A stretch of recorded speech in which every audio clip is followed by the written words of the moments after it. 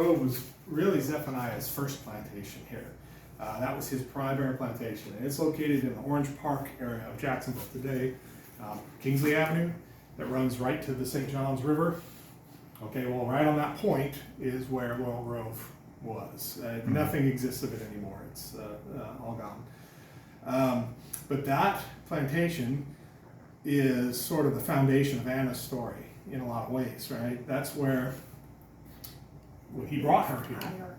Yes, well, all of that happened there. When he brought her here, that's where they went. That was their home, right? That's where she was manumitted after the age of 18. So 5 years later, after she was purchased by Zephaniah. So you've got the Patriots' Rebellion that really flares up in 1811, and I won't go. I mean, I can go. I can talk for hours on it, but. Just the basics of the Patriots' Rebellion was you had, starting in 1790, right, King Charles of Spain issued a decree to these wealthy white planters in Georgia saying, all right, this area has been lawless long enough. This is the Spanish frontier. We have banditry and violence and no development really of any kind. And so his idea is if we can attract this planter class from the new United States, these are newly Americans, if I give them land grants here, it might attract that landed gentry. They can come and they can establish this place and civilize it for the Spanish crown, right? So 1790, King Charles of Spain issues that proclamation where he says, come here, and if you are of the planter class and you pledge allegiance to Spain, convert to Catholicism, I will give you land. And so John McQueen was one of those people who answered that call. John McIntosh was one who answered that call. William Fitzpatrick answered that call. Zephaniah Kingsley answered that call. They came here. They pledged allegiance to Spain, and they got their land grants. Well, so you had a lot of Georgia planters specifically, some South Carolina planters like Zephaniah, who come here, pledged allegiance to Spain, got their land grants, and began these plantations. Places like Laurel Grove, White Oak. John McQueen here on Fort George Island, William Fitzpatrick over on Black Hammock Island, built these plantations up. But over time, going into the 1800s, they felt like the Spanish crown was not living up to their end of the bargain, that they wanted more, that they were being restrained economically by the Spanish crown. And so, in secret, this group of wealthy white planters who had formerly been Americans came up with a plan. And this plan was, we are going to raise our militias here, and we are going to secede from Spain. But we want to be part of the United States. But we can't do that. The United States had had eyes on Florida for a long time. They made an attempt to purchase Florida from Spain at one point, and Spain refused. The United States wanted Florida. These planters in this region wanted to be part of the United States. So they had a secret meeting with members of Congress and President Madison in Washington, where they came up with this plan. They said, we're going to create our own country called the Republic of East Florida.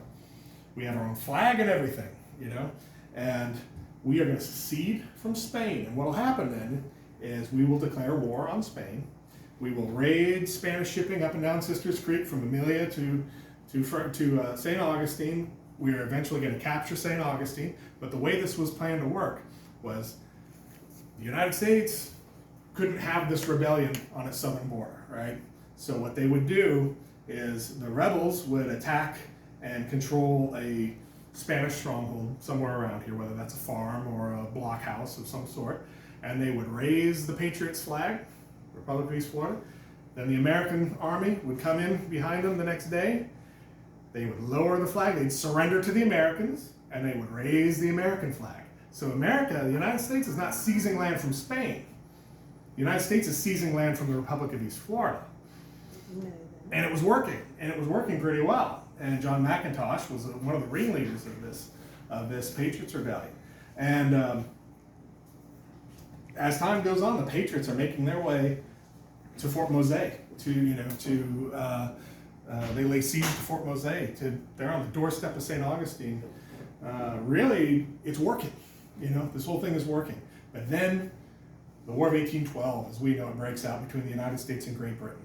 And the United States realizes they can't risk being embroiled in a war against both Great Britain and potentially Spain, because the Spanish aren't stupid. They know what's going on here, right? They know this is a big American ploy to get Florida. And so the United States then disavows the Patriot Rebellion, and they withdraw the American soldiers back into Georgia and abandon the Patriot cause here, which basically causes it to wither on the vine. So John McIntosh, for example, here, couldn't come back here, so he fled back to Georgia. He still owned this plantation, but he fled back to Georgia because the Spanish were going to get him at some point. But Zephaniah Kingsley, right? We talk about him pledging allegiance all over the place, going whichever way the wind blew. Yes. At some point during that Patriots Rebellion, he supported in the beginning. He changed sides, right?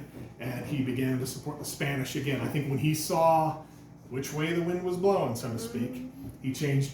He abandoned the Patriot cause and switched sides. So what had happened is during this Patriots Rebellion, the Laurel Grove Plantation came under attack from a group of, you call it militia, but it was indigenous people who we would eventually call the Seminole, raided, and they were allied with the Patriots during this cause. You had American bandits, you had just really a bunch of ne'er-do-wells who attacked Laurel Grove, and they stole something like 38 of Zephaniah Kingsley's slaves, which, by the way, was Zephaniah's biggest concern, was how much money he lost in slaves to this thing.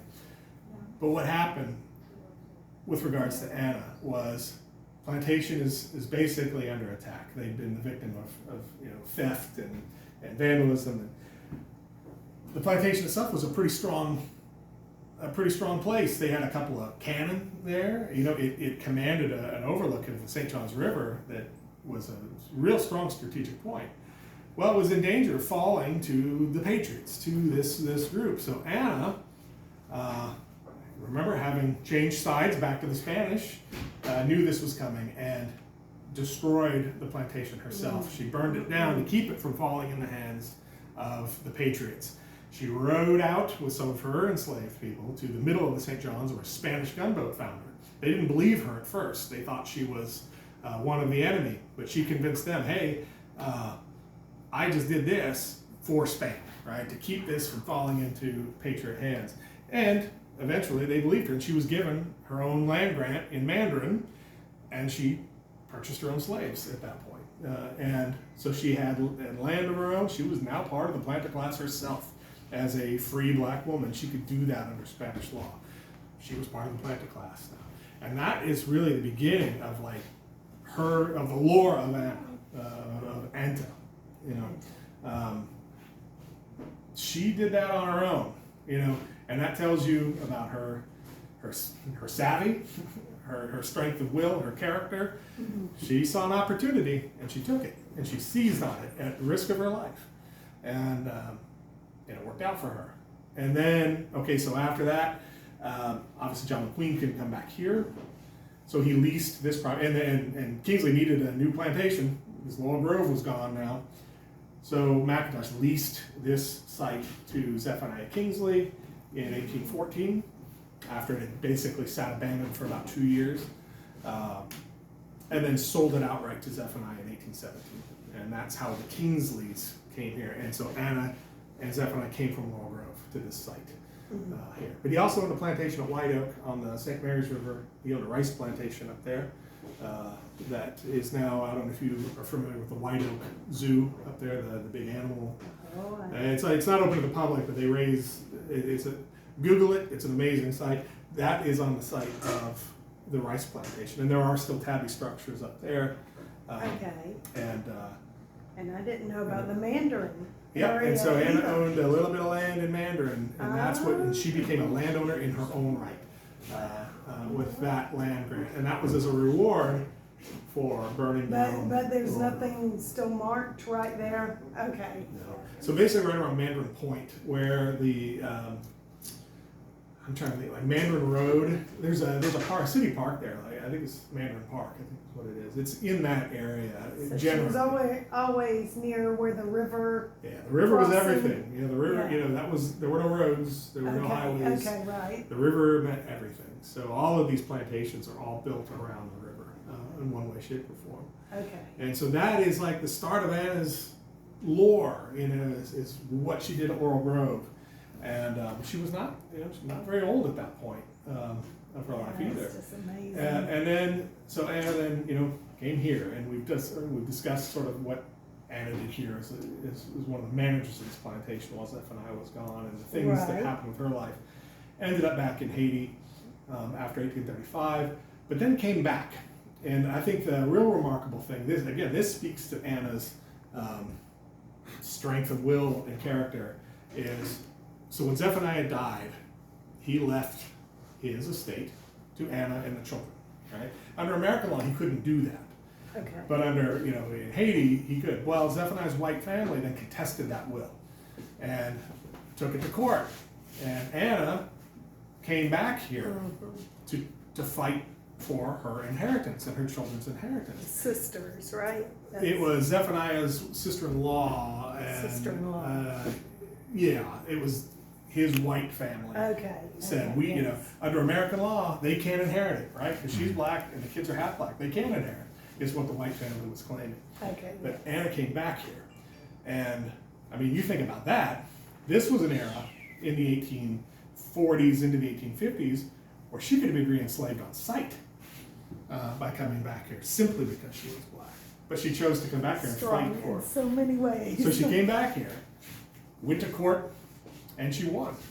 And the courts ruled that the Adams-Onis Treaty that ended, that granted Florida to the United States, a clause in that treaty says all contractual obligations, inheritances, documents that were in place prior to that day are legally binding from that way forward. And the inheritance, the will, had been done before that point.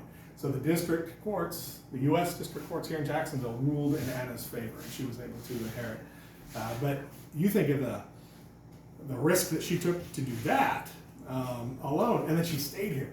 And she stayed in the Jacksonville area throughout the Civil War. She was a Union supporter, as you could imagine. She supported the Union during the American Civil War, and she actually ended up in Mayport in the contraband camp for a little while at one point. But she ended up dying here in Jacksonville, and she's buried in the Arlington part of town. Wow. A remarkable life. I should say. A remarkable life. And so again, that's why I think we call this the Kingsley Plantation and not the McQueen Plantation or the McIntosh Plantation. It's the story of Anna that really matters. Even Zephaniah doesn't really matter, It's the association with Anna that makes this a special story. It makes this a special place. And I think that means a lot, and that's why we're a national park now. And that's why this place is still here. So I think we can credit that to Anna and not Zephaniah. Right, right. So.